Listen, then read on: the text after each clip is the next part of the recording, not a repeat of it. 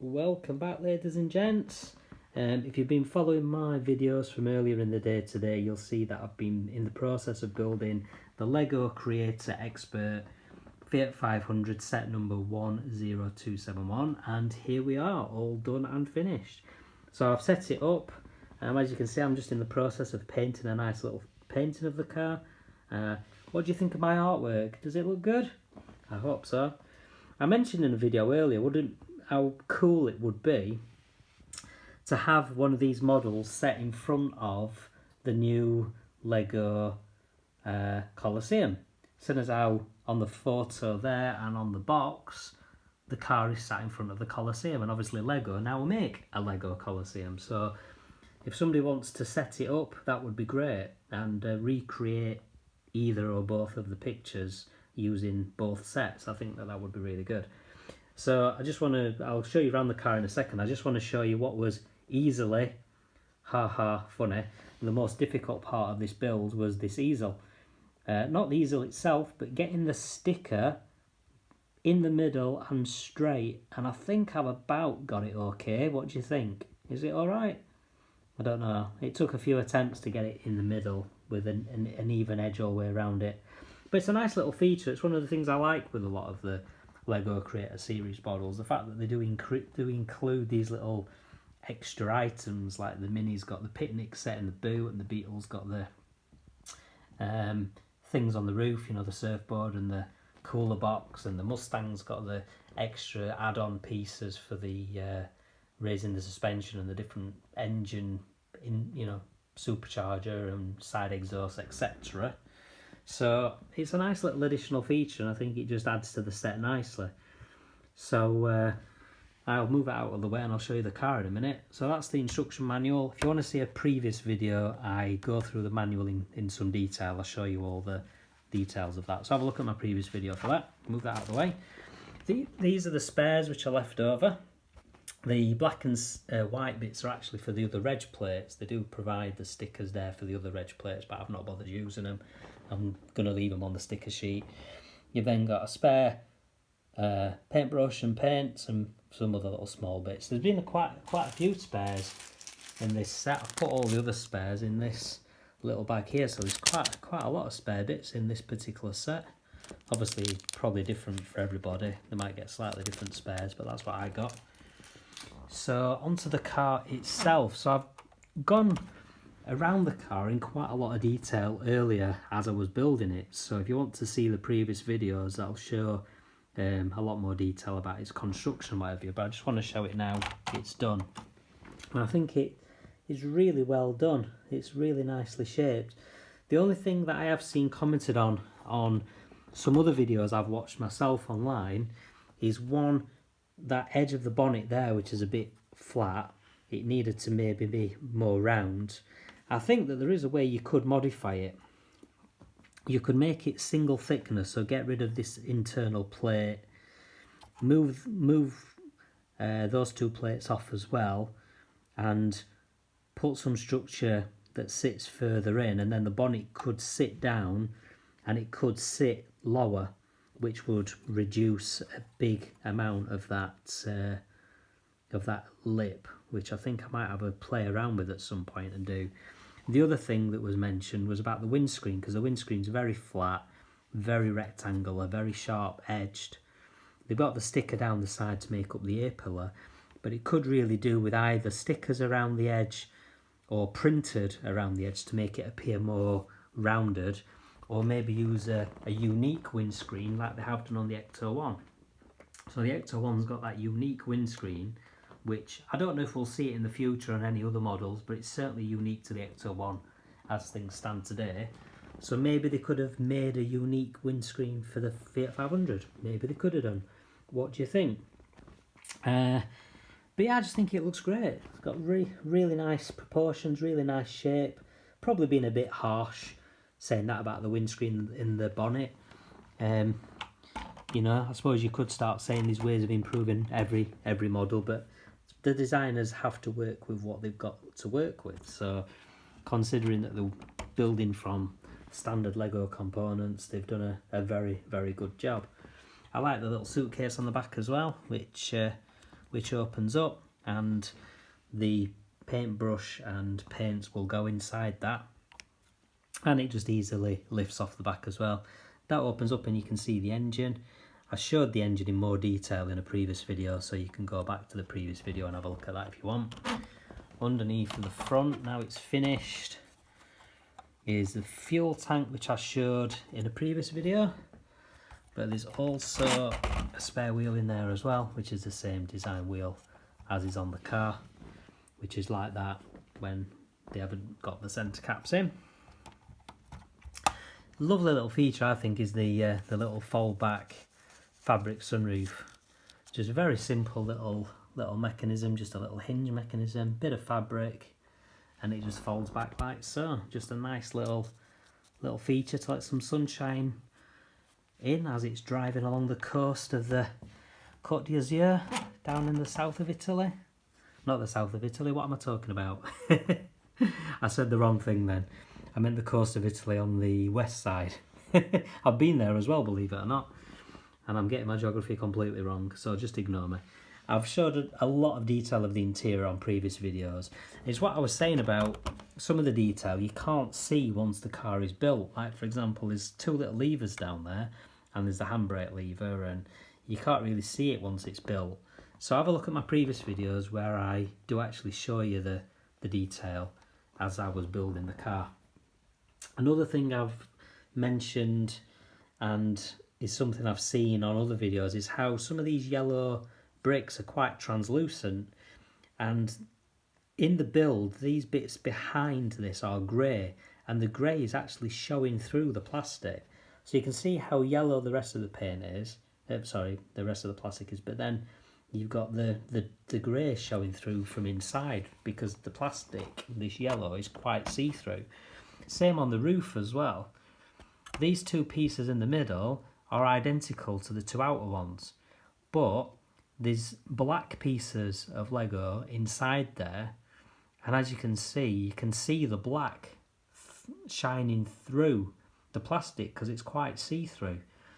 The other thing I talked about earlier as well is how some of the yellow is a different colour to some of the other yellows. I mean, you can see here quite clearly that and them two pieces and even that side piece there are definitely a different shade of yellow to the rest of it.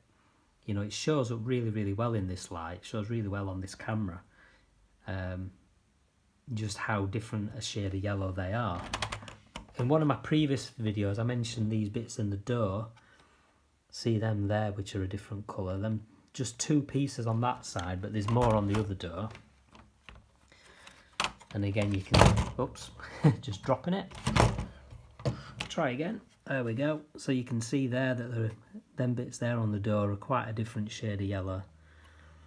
And in this light, you can see that the rest of it's actually not bad at all. It's a pretty good colour match. There's maybe that bit there and that bit there, which are a slightly different shade, but not extremely noticeable.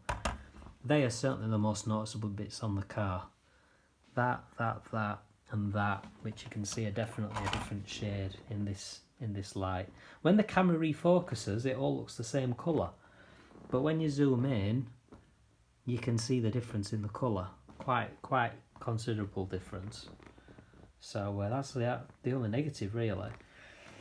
I did previously show as well size comparison with the Mini Cooper, and now it's built, I can put it side by side with the Mini Cooper and you can see the size comparison. The Mini looks a lot wider, and I think the reason it looks a lot wider is because the Fiat 500 is pinched towards the front and the back. You know, it angles in, as I showed you earlier on a previous video.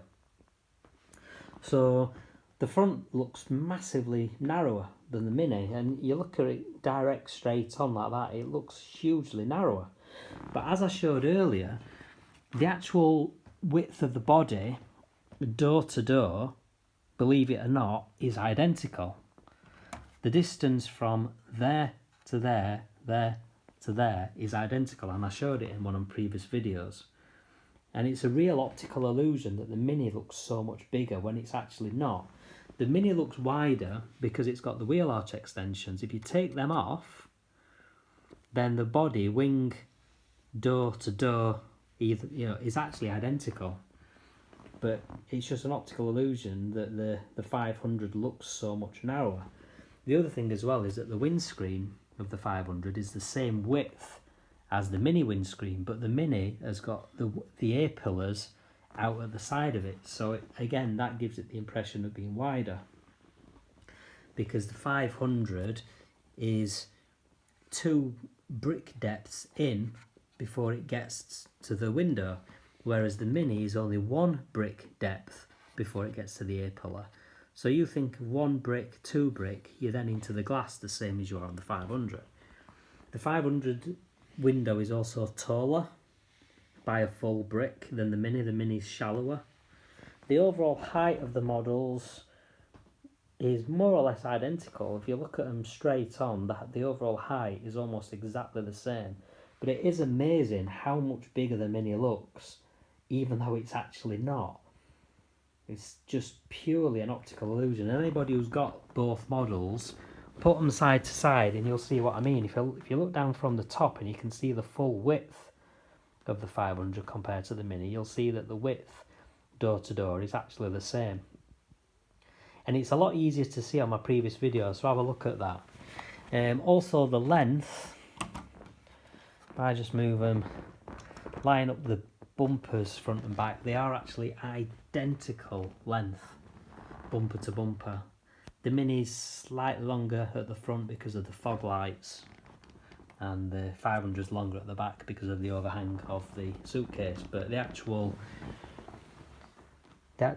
area that they take up in terms of length and width is the same.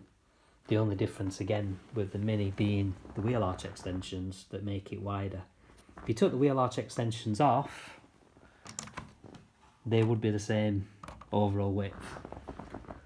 So I think it's just amazing how they are actually the same size, but honestly you have to see them in person to believe me, because the 500 just looks so much smaller than the Mini, but you just have to believe me that wing to wing, body to body, door to door, they are actually the same width. The Mini is wider because of the wheel arch extensions, so you just have to take my word for that. So yeah, there we go. That is the 500, all done and dusted. I think it's a great model. I think it looks really good. I love the additional features of the little paint set and the easel. I love the sunroof and the nice little feature of the suitcase on the boot. I love the fact that it's got the red interior, the two-tone red and white interior. I think that looks really good inside the yellow. I'm also pleased that they've done it in yellow as well, because I was thinking to myself earlier, why did they choose yellow? Because the Fiat 500 obviously is well known for being in lots of different colours. And I think when you think about it, they couldn't really do it green because you've already got the Mini in green. They couldn't really do it in blue because you've already got the Mustang and the Beetle both in blue.